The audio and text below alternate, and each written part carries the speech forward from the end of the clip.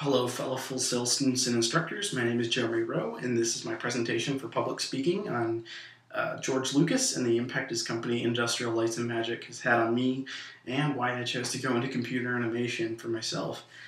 He originally founded ILM for use in his motion picture Star Wars. They wanted a way to bring new things that you haven't seen to the big screen, just to shock and awe their audiences.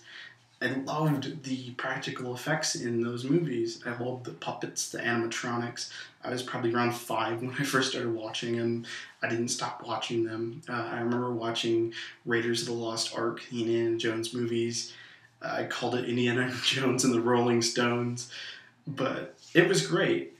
Star Wars, it was amazing, but it didn't really click in my head till a few short years later. I was in a drive-in, I was 7, I was eagerly awaiting the film Jurassic Park. I was the biggest fan of dinosaurs as a kid. I just couldn't get enough of them. I begged my parents to take me after I saw the previews. I just would not let up, so they took me, and I remember falling asleep in the car. The beginning portion of that movie is boring to a kid. I mean, I was like, where's the dinosaurs? I don't see them anywhere. So all of a sudden, out of nowhere, I hear the T-Rex's iconic roar, and I remember peeking my head up from the back seat and seeing him rip through the electric fence, and needless to say, it blew 7-year-old me's mind. I had never seen anything done like that before. Even in 1993, that was a huge deal. And you have to admit, like, the special effects for that movie are fantastic. Like, go back and watch it. It's a mix of practical effects, it's a mix of new computer animation techniques, and it blended together flawlessly. It looked awesome. They had animatronic, they had a giant T-Rex head. It was just like it was just huge. It was pretty much actual size according to the skeletons.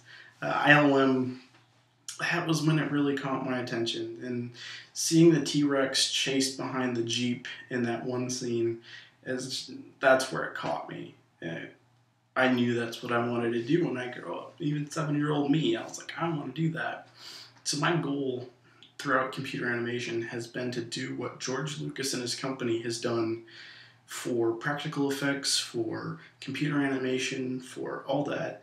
And if I can make that look half as good as, say, Jurassic Park did back in 1993, if I can make computer animation look real, amazing, then I'll have done my job. That's the whole thing I was going for. Jurassic Park originally was going to be a stop motion, kind of like King Kong, a lot of the 1940s monster movies, how it's basically claymation. I'll put up a clip right now. I mean, yeah. It looks good compared to King Kong and all that, but it's still not anywhere near what the actual movie threw out there. I mean, look at this scene. This is the actual scene used in the movie, and it looks fantastic. It just blew my mind as a kid, and even today, it's still huge.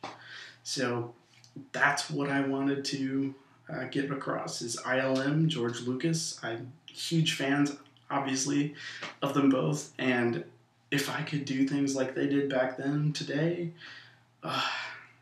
that's my goal. Thank you for watching.